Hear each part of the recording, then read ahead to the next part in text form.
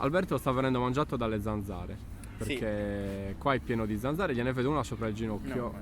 Indicamele che le... Siamo a Monserrato, a Sassari, il parco molto conosciuto che tutti conosciamo di qua, per raccontare un po' quello che sta succedendo in queste ultime settimane di attività della nuova software house, no?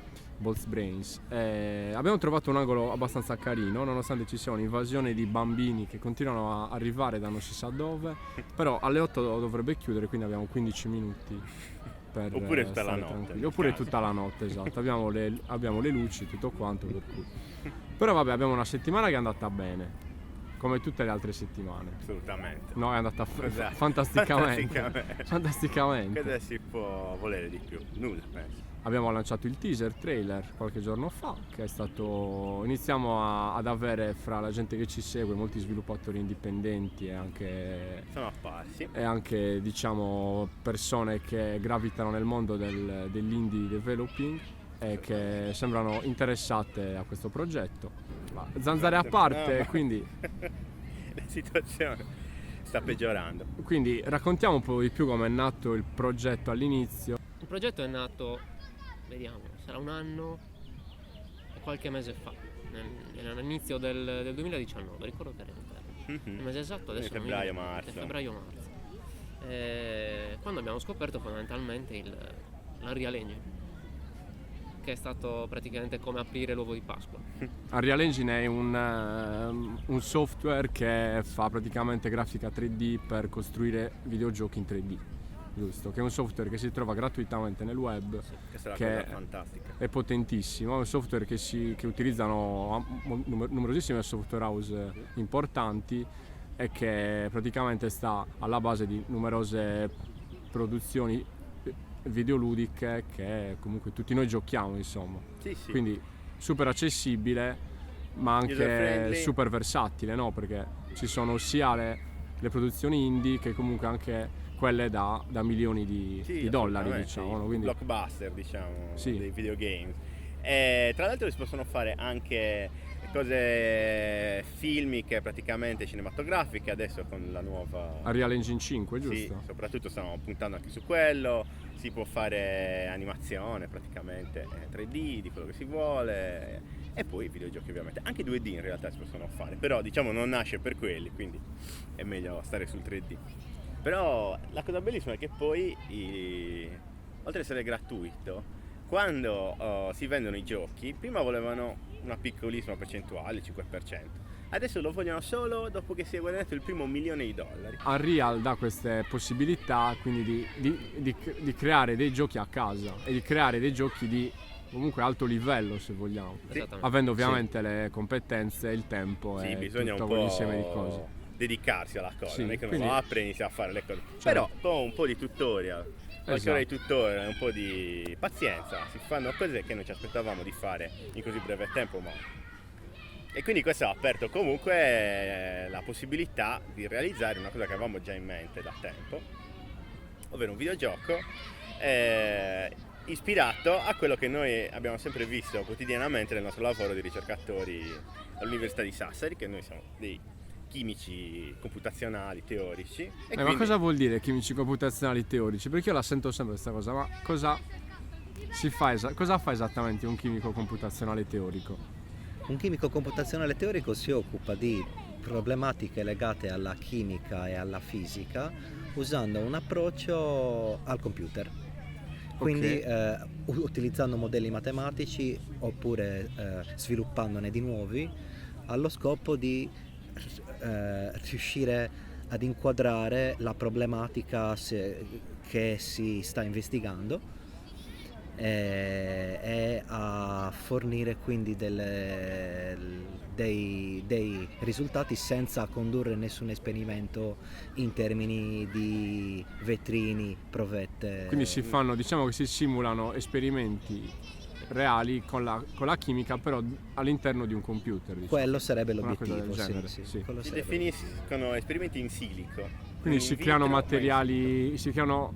materiali che potrebbero esistere ma che non esistono, che potrebbero essere utili materiali per... che esistono, oppure proporne di nuovi, vedere se questi nuovi si prova possono con esistere, hanno la le possibilità proprietà di hanno. le proprietà per hanno, esistere. sì. E quindi si sta dentro questo mondo che è un po' quello dove siamo adesso noi con i bambini che ci urlano intorno. È un mondo pieno di imprevisti anche È un mondo pieno di imprevisti. Esatto. Sì, assolutamente denso di imprevisti. denso, ecco. Il 90% del tempo si passa a debuggare programmi, a cercare l'errore nascosto in centinaia di righe di codice, che poi invariabilmente è una scemenza, una virgola, Sì, in genere così. è un apostrofo spostato, però vabbè. Questo mondo che voi continuavate a vedere tutti i giorni è diventato la base per poi costruire invece il mondo di un videogioco. Esatto, Perché? perché facendo questo lavoro noi vedevamo le ricostruzioni in forma di video delle simulazioni della dinamica delle molecole che facevamo, e quindi vedevamo delle specie di filmati della vita delle molecole che normalmente nessuno vede, ma anche nella ricerca chimica, per esempio, chi fa laboratorio non è che vede queste cose, mischia due composti e vede una reazione, ma non vede cosa fanno le singole molecole, come interagiscono, come vibrano, ruotano, si urtano e così via. E quindi anche in particolare, siccome noi lavoravamo con dei cristalli microporosi, che sono sostanzialmente dei materiali che hanno all'interno quasi un labirinto di cavità, di corridoi dove le molecole possono muoversi, sembrava quello dello schema di un videogioco fondamentalmente, cioè un posto dove poter entrare, da esplorare, da vedere, è pieno di queste molecole rotolanti come in certe scene di Indiana Jones, dove arriva addosso il macigno che fa parte delle trappole, Sì. per celare qualche tesoro inca o quello che O è. di Tomb Raider, se vogliamo stare nel Esatto, campo dei videogiochi. esattamente. Sì, Tomb Raider è un buon esempio secondo me. Poi vabbè, sicuramente a me fa pensare comunque un sacco al primo Doom, perché ha comunque queste atmosfere che non si capisce bene da dove vengano. Mi fa un po' pensare al primo Doom, come insomma i primi video che abbiamo visto mi fanno un po' pensare a quella roba là. Io ho giocato poco a Doom. Voi siete Un po' più lo esperti? ricorda forse, però è molto più onirico. Ok. Il nostro lavoro va su una dimensione molto più onirica dal punto di vista visivo, perlomeno per i miei gusti. Mm. Sì, sì, certo. Però È non meno si può dire infernale. che Doom non sia assolutamente di ispirazione. Assolutamente di ispirazione Doom. Allora, io ho giocato poco ai videogiochi storici, però di quelli nuovi indie games ce ne sono tanti, bellissimi alcuni, tra i quali Proteus, per esempio, è un videogioco di David Kanaga, che fa dei giochi stranissimi, molto incentrati anche sulla musica, con anche un'interattività con la musica del gioco. E Proteus è un gioco dove si va in giro dentro un'isola che cambia continuamente, ogni volta che si rigioca l'isola è cambiata, anche se ci sono alcuni elementi costanti. E si va in giro e si respira un'atmosfera bellissima, si vede la vita di quest'isola ed è un gioco molto rilassante, molto tranquillo. E poi ce n'è anche un altro che è Panoramical, dove si creano dei paesaggi astratti molto metafisici, tutti creati dalla musica. Ci sono da scegliere, da muovere praticamente delle levette che controllano la musica, in base alla musica cambia il paesaggio. Ed è un approccio molto astratto, diciamo, ai videogiochi, che però per me è stato in parte di ispirazione, anche se poi di Maxus Demons è diverso, però diciamo l'idea c'è dietro di fare una cosa così anche astratta comunque. Sì, perché in più i giochi indie, diciamo che per contrapporsi alle produzioni da milioni di dollari che ci sono nel mondo del gaming in generale, anziché andare lì a colpi di appunto ore di gioco, dimensioni della mappa e profondità del gioco, poi alla fine vanno a puntare molto sulla atmosfera. È su qualcosa di particolare, di speciale, diciamo, sì, di quel gioco, sì, come ad esempio i giochi della Playdead, anche Inside, Limbo, che Inside hanno su avuto un sacco tutti, di certo, successo certo. di recente. C'è anche il gioco, c'è il puzzle game molto in questi, bisogna risolvere Sì. dei puzzle proprio nel gioco. Sì, e quella è la strada forse, no? C'è dei giochi intensi, comunque molto brevi, con una storia forte, Mhm.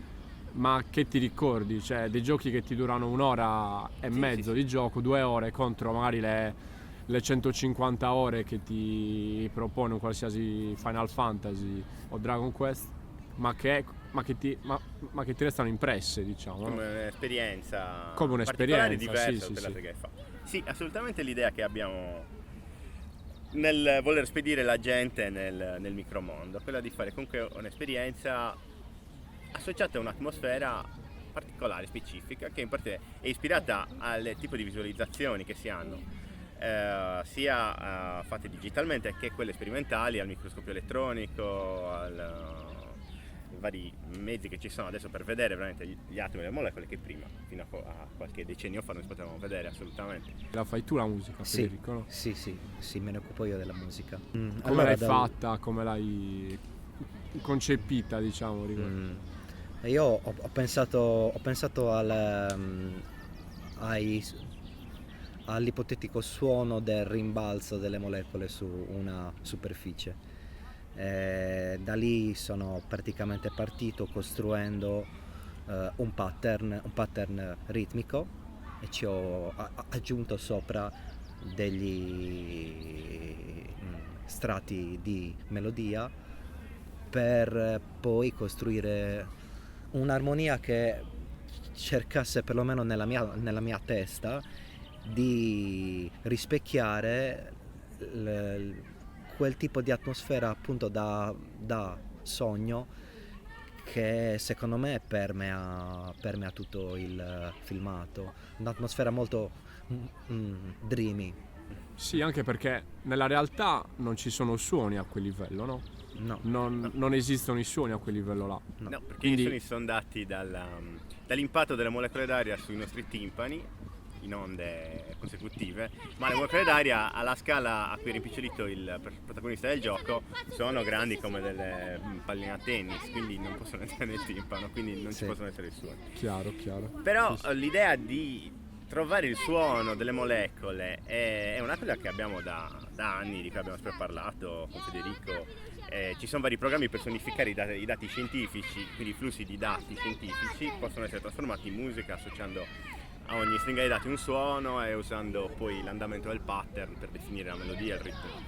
E andando avanti nel gioco è una cosa che dovremmo sviluppare, di usare anche questo tipo di musica cosiddetta generativa, che tra l'altro si fa Brian Eno aveva iniziato a farla molti anni fa con gli automi cellulari, che è un argomento di cui noi ci siamo occupati abbondantemente. Federico è pioniere dell'utilizzo degli automi cellulari nella diffusione in materiali microporosi, e quindi su quello è una cosa su cui vogliamo puntare molto più avanti soprattutto. Per ora i brani sono creati da te e non c'è l'aspetto generativo, però. Sì, non c'è ancora l'aspetto generativo, però è uno degli scopi che perseguiamo è di poterlo introdurre presto.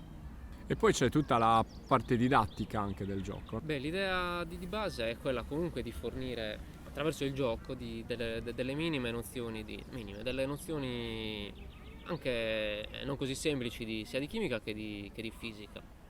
Però al contrario dei tipici giochi didattici, che in realtà di gioco hanno ben poco, ma sono principalmente laboratori virtuali o comunque giochi piuttosto semplici, uno non si deve impegnare a risolvere a fare degli esercizi, bensì deve capire come ad esempio sconfiggere un mostro, e per sconfiggerlo è necessario che acquisisca delle competenze di chimica, che significa scegliere l'arma giusta in un certo senso.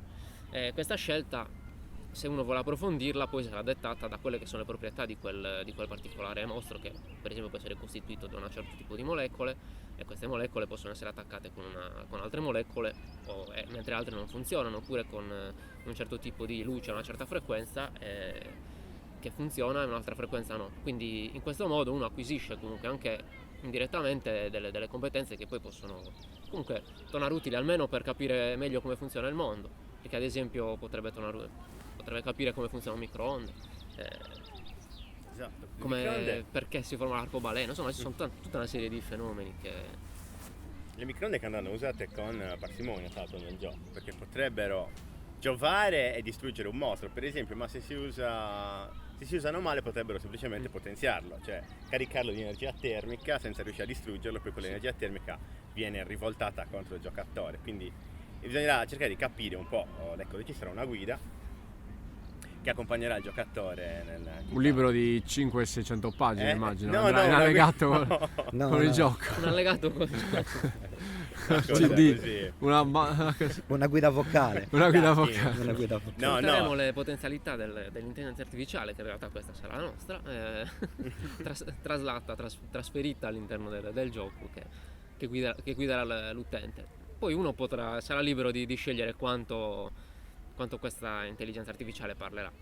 Se vuole la fa star zitta, altrimenti lo trovo l'ascolta quando gli interessante, pare, sì. la manda, può anche fare domande. Sì, infatti mi Sì, avevi detto che tu ti stavi un po' ispirando, che tu Alberto ti stavi un po' ispirando al demone che c'è in Killer 7, no? Quello da un lato mi ispira vestito questa... con vestiti sadomaso che No, vabbè, spunta. sarà una cosa più sobria magari. Ma un po' quello, sicuramente un po' al 9000, semplicemente, banalmente, di 2001 nello spazio, che spiega tutte le cose all'astronauta e poi vabbè impazzisce. La nostra intelligenza artificiale penso che rimarrà tranquilla, senza sclerare a un certo punto. Non ucciderà nessuno, No, ci senza sono fare già abbastanza spoiler. problemi, ok? Sarà solo amichevole. Insomma, su quello ci sarà da lavorare un bel po', però è una delle cose principali, perlomeno per come la vedo io, che ci sia questa spiegazione delle cose che ci sono intorno al protagonista. Ok, secondo me con questo aggiornamento siamo arrivati al termine. Salutiamo Anche Federico, Valerio del Andrea e Alberto. Salutiamo i bambini che sono stati qua intorno a noi per tutto il tempo, le zanzare. Ci hanno colmato il cuore di gioia. E niente, a presto. Ciao a tutti. Ciao! Ciao. Ciao.